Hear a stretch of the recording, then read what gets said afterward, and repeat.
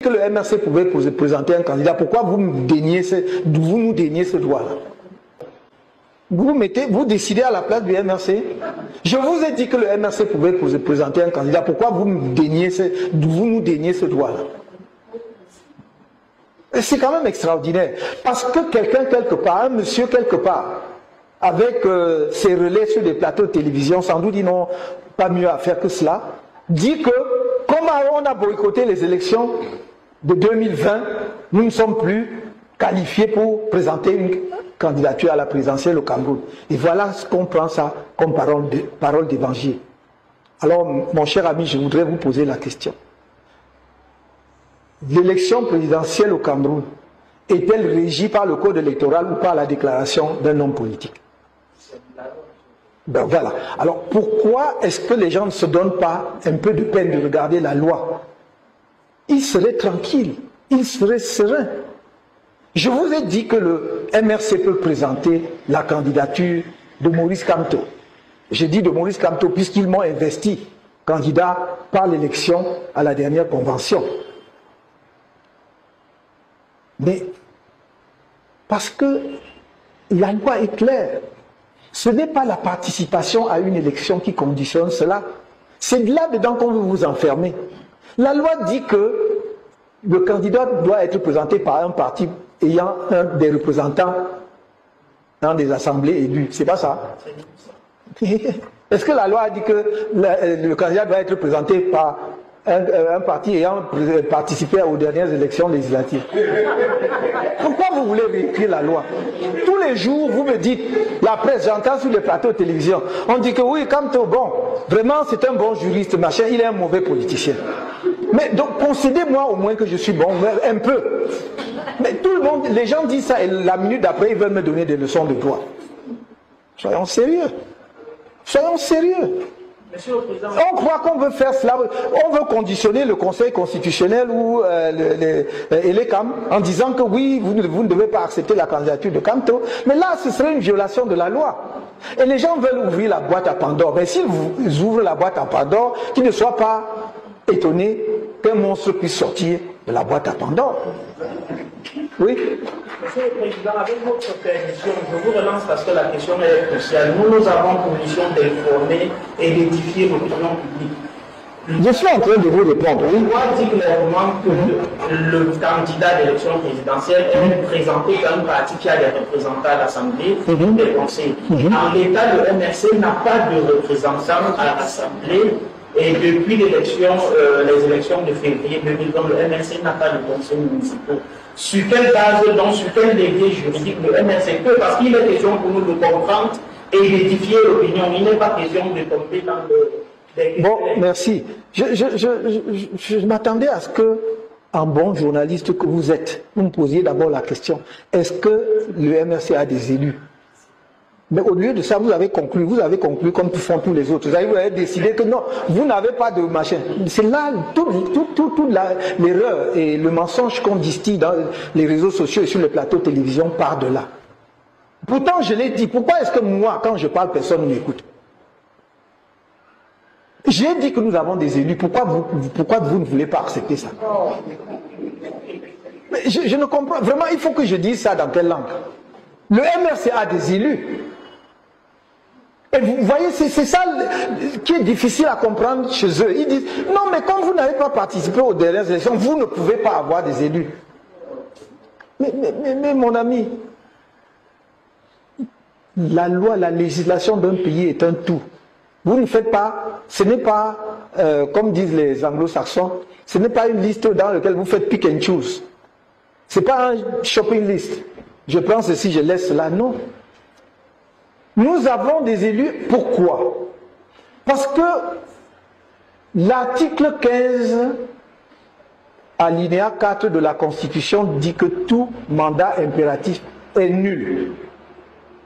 Tout mandat impératif est nul. Et cette disposition a une histoire. Demandez à ceux qui étaient là lorsqu'on a adopté la Constitution de 1996.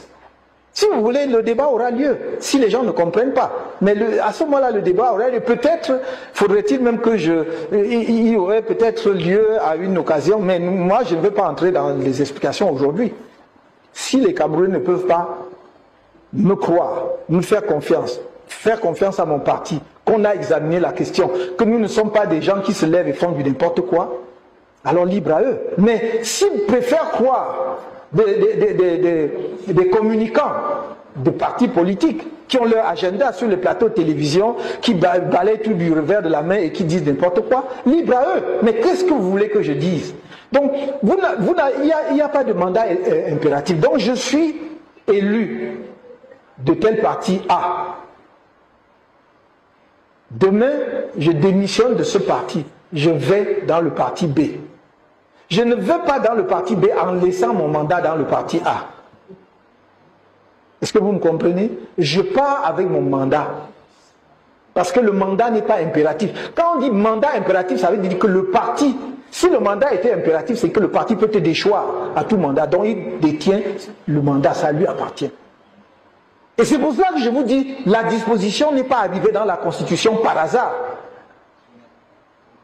Et les mêmes qui ont mis dans la Constitution, parce qu'ils en ont profité, parce qu'ils ne vous disent pas qu'il y a des militants, députés du SDF qui ont démissionné pour rejoindre le RDPC, ils l'ont chassé. Ils l'ont chassé. On va sortir tout ça. On va sortir tout ça. Donc nous avons des élus. Ça c'est le premier scénario. Donc si nous voulons, nous présentons comme MRC notre candidature.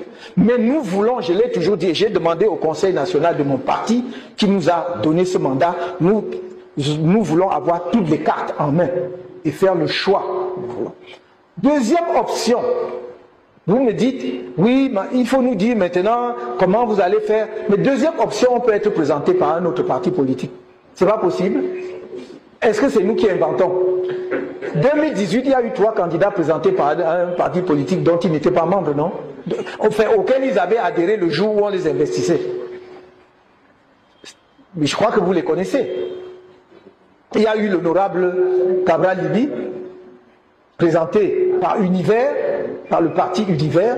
Il y a eu Feu, le pasteur voilà, Franklin Difort, qui fut présenté par le MSNC, je crois que c'est le parti de Bala.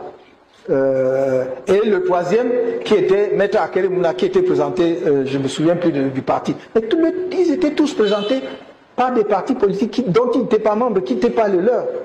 Donc, pourquoi est-ce qu'on nous... Parce qu'on fait circuler. Il y a un certain département ministériel qui fait circuler des choses et dit à tout le monde, à qui veut l'entendre, dans tous les milieux, que je ne vais pas détailler ici, que Kamto ne sera pas candidat.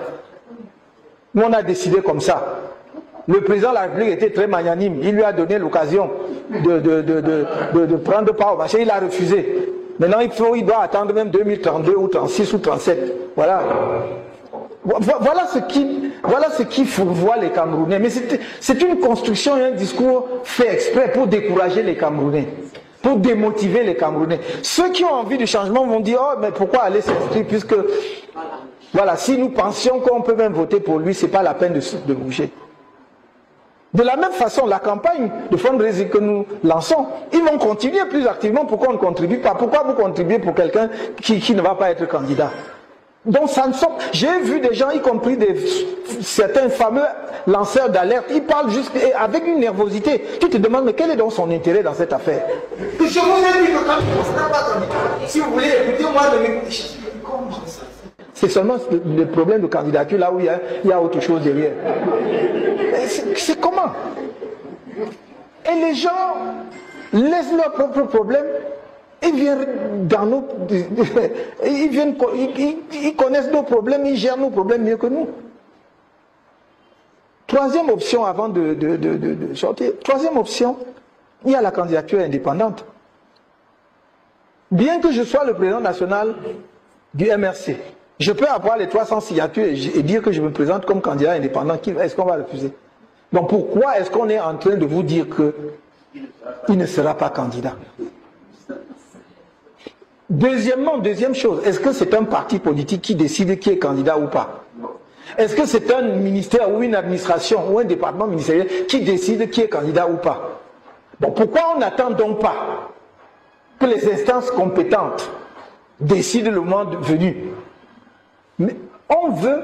Vous avez vu que il renverse en fait les choses. On dit que c'est nous qui créons un climat de peur, alors que c'est eux qui veulent créer un climat terrible en préparant les Camerounais, l'esprit des Camerounais au fait qu'on rejettera ma candidature. Et donc chacun dira, mais on vous l'a dit depuis, et ce monsieur n'a pas participé aux élections, pourquoi il vient se plaindre? Ça c'est absolument faux. J'ai dit, il ne faut pas que les gens jouent avec le feu. Personne n'a intérêt. Je le dis en toute simplicité. Ils vont encore aller dire que j'ai dit que c'est l'insurrection, machin. Non.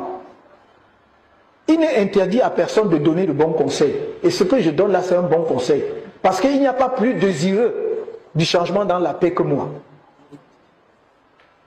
Mais quelqu'un qui dit qu'il n'aime pas la bagarre ne veut pas dire que si la bagarre le trouve, il ne va pas. Je le dis toujours, ce n'est pas nouveau ce que je dis. Donc il faut qu'on arrête de faire ce petit jeu-là. Au fond, nous posons-nous la question. Qui a peur? Qui a peur de la compétition électorale? Donc vous voyez donc qu'on veut éliminer tous les candidats potentiels, puisque j'ai même suivi à un moment donné on dit aussi que le candidat du PCRN ne sera pas, ou bien le président ne sera pas candidat, au motif que ce n'est pas son parti. Mais la même personne qui dit ça dit que non, c'est lui qui avait fait les arrangements en 2018 pour lui trouver le parti. Bon, donc il faut un peu qu'on nous éclaire, qu'on éclaire les Camerounais dans tout cela. Et on dit maintenant qu'il ne sera pas candidat. Il ne sera pas candidat pourquoi? Il n'a pas dirigé ce parti. Ce n'est pas lui qui a amené ce parti aux législatives et gagné des sièges de députés et des conseillers municipaux. Pourquoi on découvre maintenant subitement qu'il n'est plus le dirigeant et qu'il ne peut pas être candidat? Qui a peur de la compétition électorale? Qu'il laisse les Camerounais choisir qui va diriger le pays. Ils ont tout. Ils réunissent les chefs traditionnels, ils réunissent tout le monde, ils vont, je ne sais pas. Donc il faut qu'ils se calment un peu. Il faut qu'ils se calment un peu. Cette image de fébrilité, non. On apprécie, on apprécie la validité d'une candidature au regard de la loi, et non pas au regard des états d'âme ou des sentiments d'un individu ou d'un parti politique. Voilà, c'est tout. Est-ce que j'ai répondu à votre question?